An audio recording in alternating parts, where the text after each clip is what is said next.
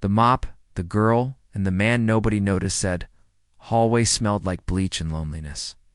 It was early morning, just before the main doors of the elite academy opened. Students would soon pour in, wearing expensive shoes and loud opinions.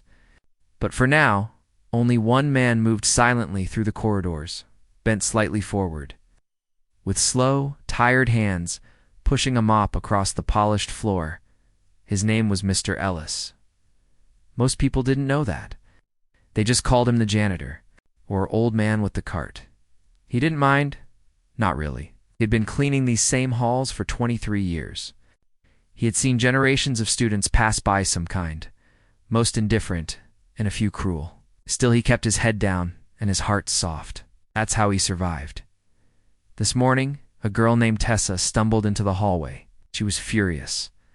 Her face was red, and her phone was pressed tightly to her ear. She shouted into the call, pacing back and forth without seeing where she was going. Then she slipped on a freshly mopped patch of floor and landed hard. What the hell? She snapped, looking up at Mr. Ellis as if he'd just committed a crime. Do you not know how to put a sign down? Mr. Ellis didn't speak right away. He simply pointed to the bright yellow sign 3 steps behind her.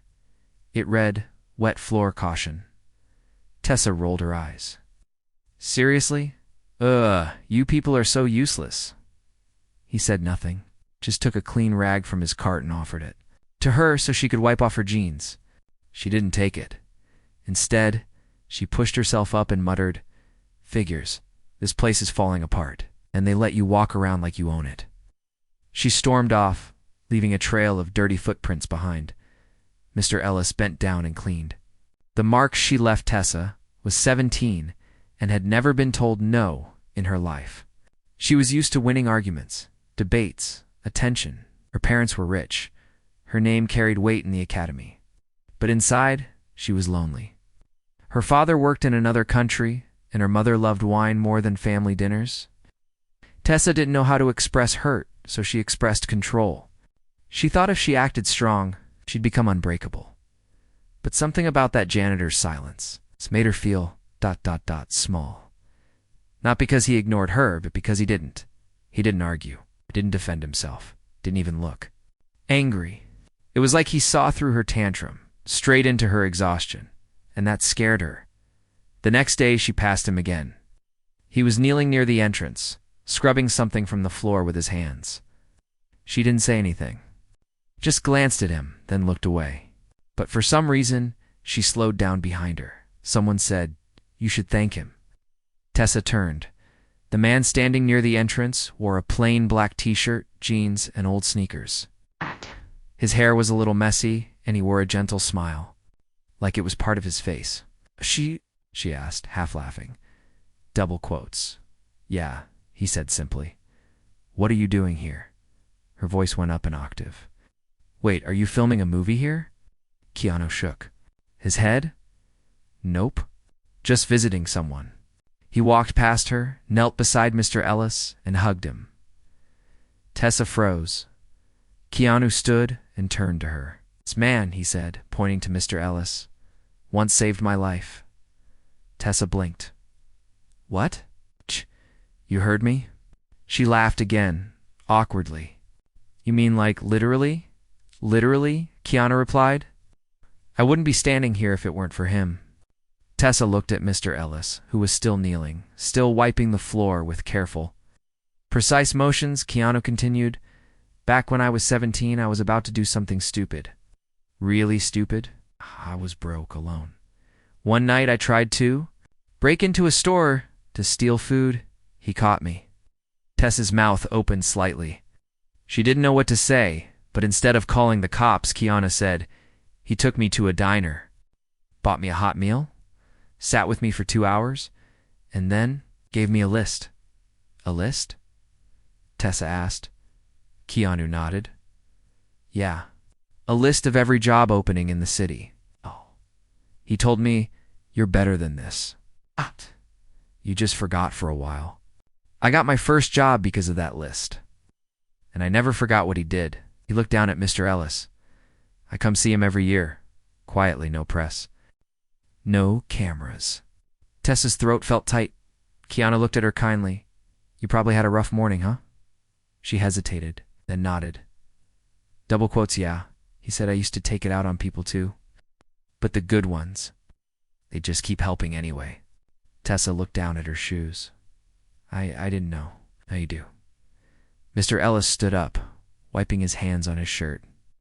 He looked at her and offered the same rag from yesterday. This time, she took it. That afternoon, something changed in Tessa, not all at once, but she found herself looking at people differently. She noticed the lunch lady's limp. She noticed how the security guard rubbed his back every hour. And she noticed how tired Mr. Ellis's hands looked. A week later, she showed up early and helped him mop the hallway. She didn't say much, neither did he, but sometimes politeness doesn't need words. And in a school full of noise, silence began to speak the loudest truth. Whispers, wounds, and second chances. Following Monday, Tessa arrived at school before sunrise. Her steps echoed through the quiet corridors, still half-lit with soft emergency lights. For once, she wasn't rushing. Her phone stayed in her pocket. Her eyes weren't glued to the screen. Instead, she walked with a purpose she didn't yet understand. She found Mr. Ellis in the East Wing, buffing scuff marks from a stairwell. His shoulders moved in slow, patient circles, like he had all the time in the world. He didn't look up when she approached. "Morning," she said quietly. He gave a small nod, like he already knew she was coming. "Need help again?" she asked. He paused, then pointed toward a second bucket and mop already set aside, as if waiting for her. She blinked. "You knew I'd come back?" He smiled without smiling. "People who are unkind once usually stay unkind, but people who are unkind and feel guilty about it, they come back." She looked to the mop. "I didn't say sorry yet. Your actions are louder." She picked up the mop and followed his lead. For the next hour, they worked in silence. Every now and then, Tessa snuck glances at him. His body moved slower than hers, but his motions were cleaner, more efficient. He didn't waste a single step. He didn't complain. Most of all, he didn't judge her. When they finished, she leaned against the wall and said, "So, ... You really helped Keanu Reeves?" Mr. Ellis nodded. He was just a kid, lost, angry, hungry. "What made you help him?" He shrugged. "He reminded me of someone, your son." Mr. Ellis didn't answer right away. Then he whispered, "Myself." Tessa didn't expect that. She thought the janitor had always been this gentle, quiet soul who lived to clean. She didn't imagine him as someone broken, someone with a past. "Were you ... like him?" she asked carefully. "Worse?" He said, "I stole, lied, hurt people. I wasn't proud of who I was." Tessa frowned. "Then how did you end up here?" He looked around at the hallway, the buckets, the faded posters on the walls. "Some people think cleaning is about dirt," he said. "But for me, ... it's about redemption. Every day I get to scrub away what others leave behind. Me, that messes don't last forever. Not even the ones in us." Tessa felt something move in her chest. For the first time in a long time, her eyes watered, but not from anger or stress. This was something deeper. She looked at her hands gripping the mop handle and whispered, "I think I need to clean something too." The change didn't go unnoticed. By Friday, students had started whispering about her. The popular crowd kept asking why she was always with the janitor. One girl, Lila, laughed behind Tessa's back and said, "Maybe she's finally fallen from her throne." Tessa heard it. She didn't flinch. In the past, she might have snapped or posted a cruel message online. But now something inside her had shifted. She approached Leela at lunch and sat across from her. "You're right," Tessa said calmly. Leela blinked. "What?" "I've fallen," Tessa said. "But maybe that's the only way you start learning how to get up again." Lila scoffed. "Whatever." Tessa smiled gently and stood up. As she walked away, another student called out, "Hey, Tessa, what are you doing with that guy anyway? He's just a janitor." She turned around. For a second, the old Tessa almost returned. The sharp tongue, the need to win, but instead she said, "He's not just anything. He's more honest than half the people here. He actually sees us. What? Ever notice that? Nobody answered. He listens, he forgives. And if you spent one morning with him, you'd see more kindness than you'd get in a week from anyone else. They stared at her like she was speaking a foreign language. But Keanu Reeves understood. It's because right then he walked in again. This time no cameras, no announcement. He just appeared in the doorway with a bag of coffee and a quiet smile. Tessa. Lit up. You came back. I always do, Keanu said, handing a coffee cup to Mr. Ellis. He turned to Tessa. I saw what you did just now. You didn't yell. You didn't fight.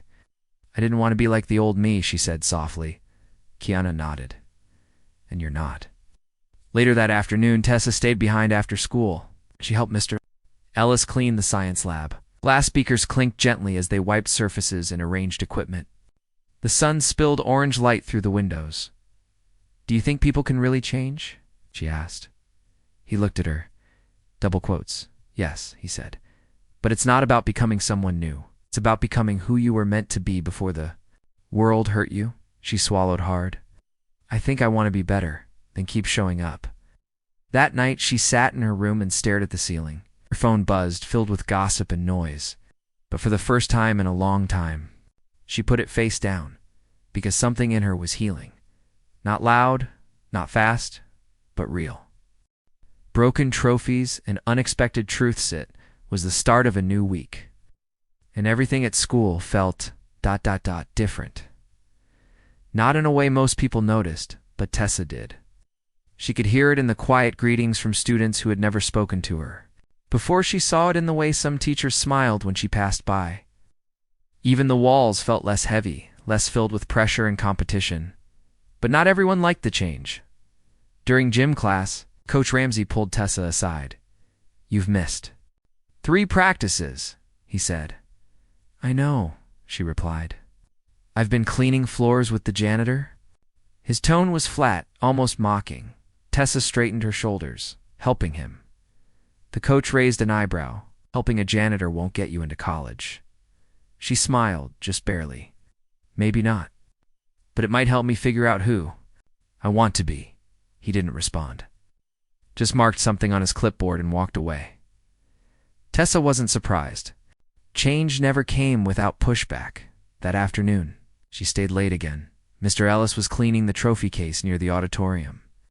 It had thick glass doors, rows of dusty awards, and photographs that hadn't been updated in years.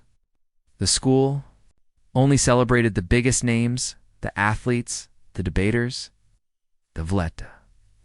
I helped him polish the glass. Did you ever win anything? She asked quietly. Mr. Ellis paused. Once, she looked up, curious. What was it? Citywide poetry contest, he said. I was 14, she smiled. Really? He nodded. Back then, I thought words could fix the world. What? Happened? His eyes dropped to the floor. Life. They stood in silence. I still have the poem, he added after a while. But I never showed it to anyone, not since the day I won. Why not? Because after I won, nobody clapped. Frowned. Why? He smiled sadly.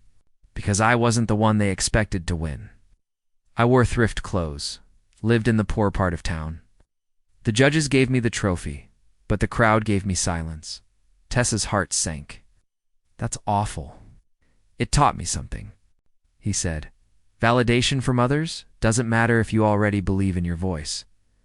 She didn't say anything. She just kept wiping the glass, slower now, more thoughtful.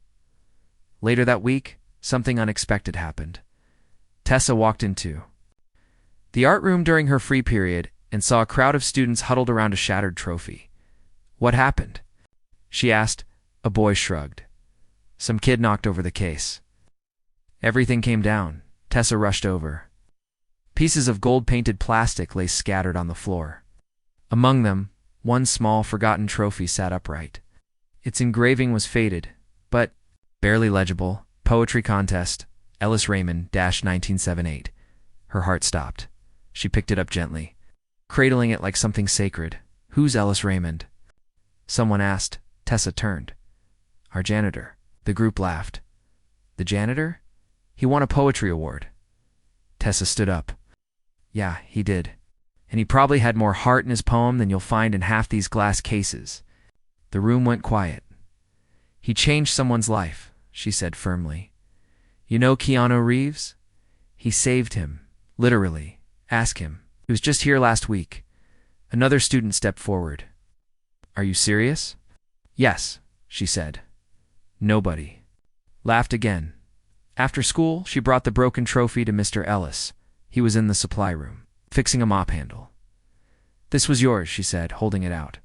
He looked at it. His hands trembled slightly as he took it. Found it in the mess, she said. Wanted you to have it? He turned it over slowly, like holding a memory he hadn't touched in decades. Thank you, he whispered. Do you still have the poem? She asked. He didn't answer right away. Then he walked over to a drawer, opened it, and pulled out a folded piece of paper. He handed it to her. You can read it, he said. Just ... read it to yourself. Tessa opened it and began. Reading silently, the poem was about a boy who lived in shadows but dreamed in color. It spoke of hunger, not just for food, but for peace, for understanding, for light. Every line was simple but powerful, raw, honest. By the end, her hands were shaking. You were only 14 when you wrote this? She whispered. He nodded, double quotes this. This should be published. This should be framed. This isn't just a poem. It's a mirror for anyone who's ever felt invisible. Mr. Ellis smiled softly. Thank you. You shouldn't be hiding this, she said. He looked her in the eye. I'm not hiding anymore. The next day, Tessa brought the poem to her English teacher. She asked if they could display it on the school board. The teacher read it then. Sat in silence for nearly a minute. Who wrote this? She asked. Double quotes, Mr. Ellis? Tessa said. The janitor. The teacher blinked. You're telling me he wrote this when he was a kid? Yes. The teacher slowly nodded. I think it's time we all started seeing people a little more clearly. The following Monday, the poem was posted on the main bulletin board with a title above it, A Voice We Nearly Missed. Students stopped to read it. Some cried. Some apologized. To Mr. Ellis in the halls, some just looked at him differently from a place of respect. That night, Tessa sat with Mr. Ellis on a bench outside the school. Your words are changing, people. She said. He looked at her and smiled. So are yours. Haven't written anything? You've been writing something every day, he said, with your actions? She looked up at the stars. I used to think being powerful meant having money or status or control, she said. But now I think real power is how deeply you care. He nodded. And how quietly you lift others when no one's watching. Wind blew gently. The stars blinked above them for the first time in her life. Tessa didn't feel like she needed to prove anything. She just needed to keep showing up. The petition, the backlash, and the secret firelight started with a folded piece of paper. Tessa had an idea that wouldn't leave her alone. For days it buzzed in her head like a whisper growing louder. Every time she walked past the school office, it returned, why isn't his name on the wall? It wasn't Mr. Ellis listed among the honored staff, the decorated teachers, the school legends. So on a rainy Tuesday morning, she walked into the student council room and spoke to the president. A tall, sharp-talking senior named Jordan. I want to nominate someone for the Wall of Legacy, she said. Jordan barely looked up. Not how it works? Why not? The wall is for teachers. Principals? Coaches? Not, he paused, lowering his voice, not janitors? Tessa didn't flinch. He's been here longer than any of them. He's changed more lives than most. That's not the point, Jordan muttered. There's a process. Tessa leaned forward. Then let's change the process. By the end of the day, she had started a petition. She didn't make speeches, didn't post online. Instead, she walked up to students one by one. She told them stories. She told them about Keanu, about the broken trophy, about the poem. Didn't ask them to sign because she said so. She asked them to sign because they believed it mattered by the end of the week. She had over 200 signatures, but not everyone was happy. The backlash came fast. Notes in lockers posts. Online, anonymous. Messages. Why are you wasting time on a janitor? What are you trying to prove? Is this just for attention? One post stung more than the rest. Someone wrote, people like him stay in the background for a reason. Stop trying to drag him into the spotlight. Tessa felt her chest tighten. When she read it, it's not because it hurt her, but because she worried how he might feel. That afternoon, she walked to the East Wing. Mr. Ellis was replacing a broken ceiling tile. His hands were stained with dust and glue. Can I ask you something? She said. He looked down always. Do you want this? He raised an eyebrow. The petition. It's the wall. Your story out in the open. Do you want that? He didn't answer for a long moment. Then he sat on the floor and looked at her.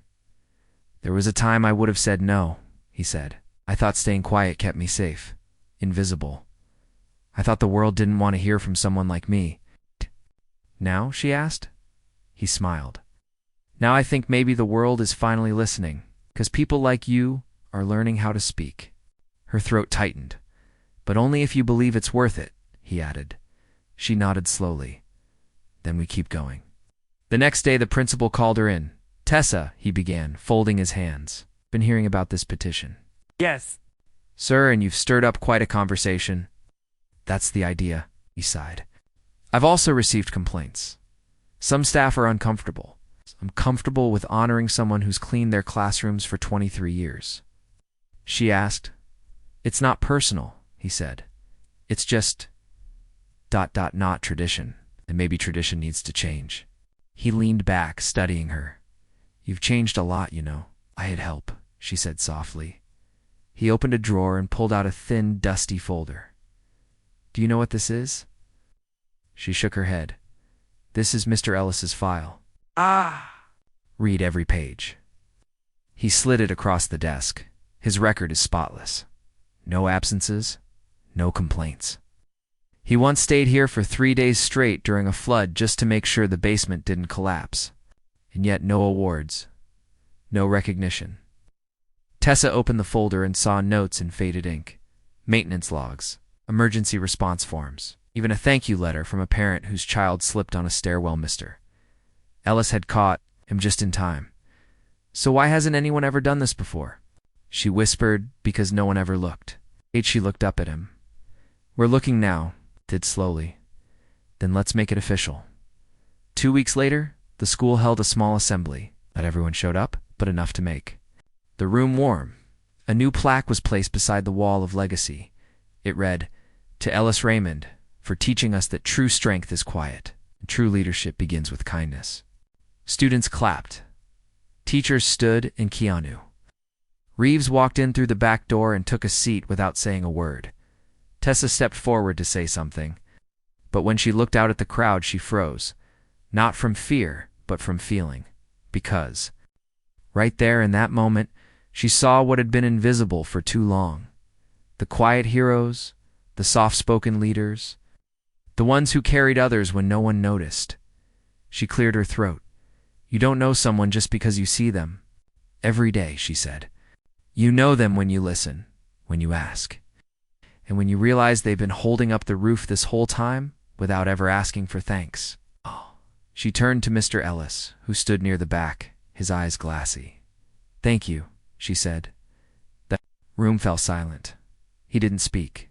He just smiled, like a man who finally felt seen.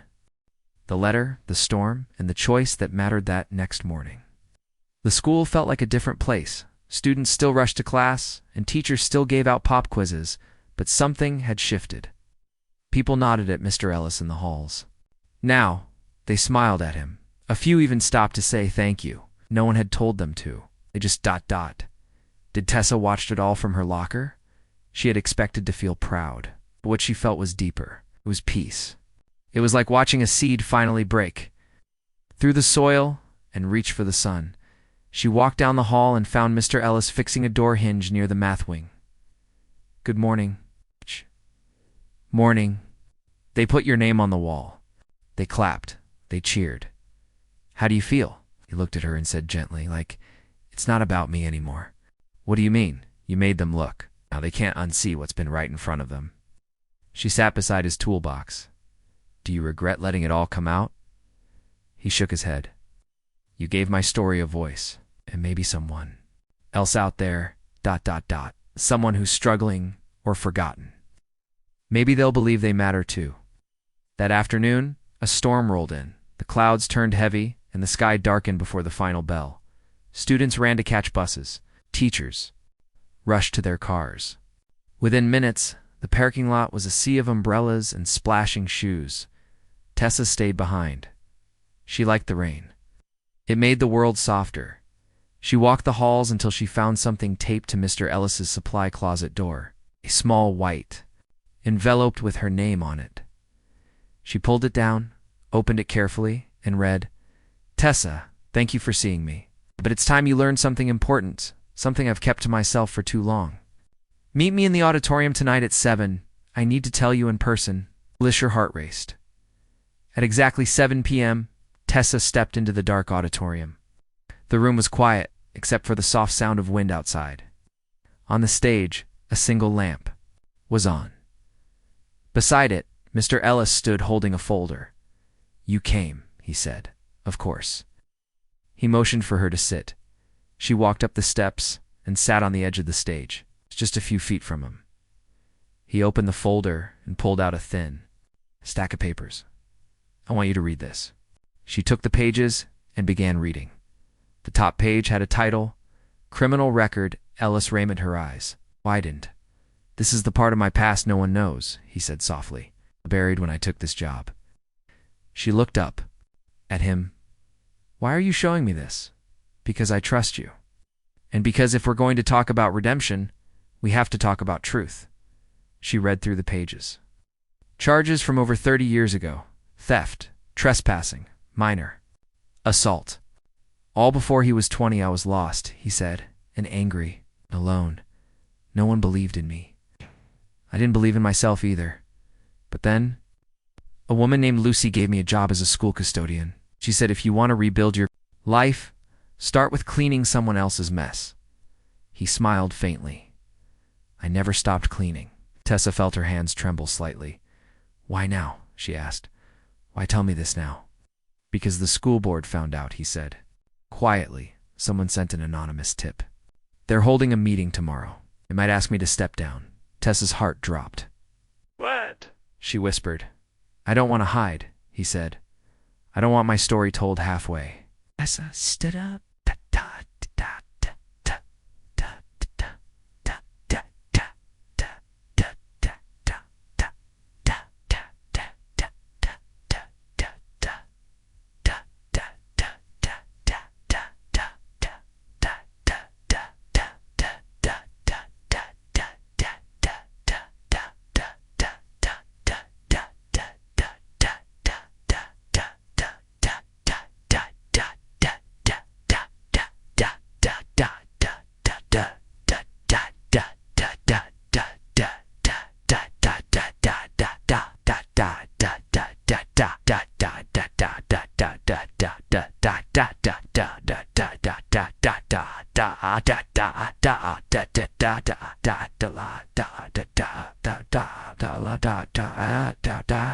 Not after everything. They can't take this from you. Made mistakes, he said. And people have the right to know. They also have the right to forgive, she said. And you've earned that. He looked at her. This is your choice too, Tessa. If you speak for me again, if you stand by me, ... People will talk. They might turn on you. She didn't hesitate, then let them talk. The next day, the school board held a private meeting. Tessa waited outside for hours. She didn't go to class, didn't check her phone. She just sat, knees bouncing, fingers clenched. Finally, the door opened. The principal stepped out and looked at her. They want to hear from you. She stood, took a deep breath, and walked in. 7 people sat behind a long table. Folders, pens, blank faces. Miss Tessa, one board member said, Do you understand why you're here? Yes, she said. You're aware of Mr. Ellis's past, I am? Do you believe it disqualifies him from working here? She looked straight at them and said, No, please explain. She took another breath. Mr. Ellis made mistakes. Decades ago. When he was young and broken. But instead of becoming worse, he chose to rebuild. He chose to lift others. He saved lives. He taught without words. He helped people who didn't deserve it. She paused, including me. One member leaned forward, but he hid it. Didn't hide, she said. He protected, gave this school everything. He didn't ask for fame or pity, just the chance to help. She looked around the room. If we punish people for who they used to be, then we destroy every chance. They have to grow. And isn't growth what school is supposed to be about? The room was silent. She finished with a whisper. He didn't just clean our halls. He cleaned our hearts. Please don't take that away. That evening, the board released a statement. Mr. Ellis would stay. His record would remain noted, but his work, his kindness had spoken louder. The students cheered when they heard the news. Some cried, and Tessa. She just walked quietly to the janitor's closet and knocked. Once he opened the door, she didn't say a word. She just hugged him, and for the first time, he hugged her back with both arms. No words, just truth, just peace, just grace. The graduation, the surprise guest, and the promise-kept school year moved faster than anyone expected. One day. Tessa was a girl with noise in her head and anger in her chest. Now, she walked through the halls with calm steps, not needing to shout to be heard. She had changed, but not into someone new. She had simply become who she always could have been, and it showed. Students asked her for help. Teachers trusted her with responsibility. Even the younger kids looked at her like she was something strong and good, not perfect, not untouchable, just real, and through it all, Mr. Ellis was there. Every morning, every evening, cleaning, fixing, helping, smiling. Graduation came on a bright June afternoon. The sun poured through the windows, lighting up the gymnasium where folding chairs were, lined in perfect rows. Students wore gowns and hats, some crooked, some pressed to perfection. Families filled the bleachers. Laughter mixed with nervous excitement. Tessa stood in line with her classmates, holding her speech in a folded paper. She had been chosen to speak. Not because she was the loudest or smartest, but because she had become someone people listened to, as. Her name was called. She walked up the steps of the stage, feeling the paper tremble in her hand.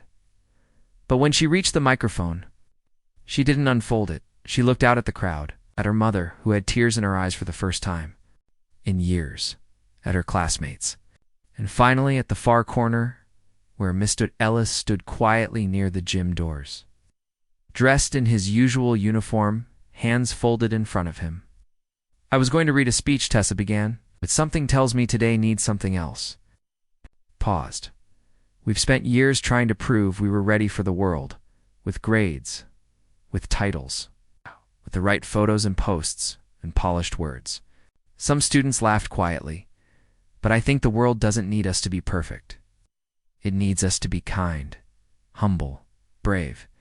It needs us to notice people others ignore, to show up even when no one claps. She looked toward Mr. Ellis. This Year One man reminded us of that. He showed us that no matter where you come from or what mistakes you've made, you can still be a light in someone's darkest moment. Students began turning their heads, families too. So today, before we throw our hats, I want to say thank you to the man who didn't wear a badge or title but taught more than anyone else. She raised her hand and pointed. Thank you, Mr. Ellis. There was a pause then, slowly. One student stood and clapped. Another joined, then another within seconds. The entire gymnasium was standing, cheering, clapping for the janitor in the corner. He didn't wave, didn't step forward. He placed one hand over his chest and bowed his head slightly, but his eyes were full. After the ceremony, Tessa found him outside near the school's garden. He was standing alone, watching the flowers sway in the breeze. I kept my promise, she said. You did more than that, he replied. Are you proud? Very. What happens now? She asked. He smiled. You go live, and you looked at the sky. I keep showing up. She pulled something from her bag. A small notebook. Handmade on the cover, it said, "For the quiet ones who changed the world." Inside were stories. Poems, quotes, all written by Tessa, all inspired by Mr. Ellis. "This is for you," she said. He opened it, flipped through the pages, and nodded. Double quotes. "Thank you. You were the first to see me clearly," she whispered. "Now the world sees you too." He looked at her gently. "You saw me because you saw me first." She reached into her pocket and handed him a keychain. Out. It had a tiny golden mop and a heart next to it. He laughed, then for the first time. She saw something she'd never seen before. Tears in his eyes. "Goodbye, Mr. Ellis," she said softly. "Not goodbye," he replied. "Just see you when you return." She smiled, turned, and walked down the sidewalk toward her future. He watched her go, and as the school bell rang behind him, he picked up his mop and walked back inside. Because some heroes don't wear capes, they carry buckets, and in the quiet of empty halls they leave behind lessons the world never forgets.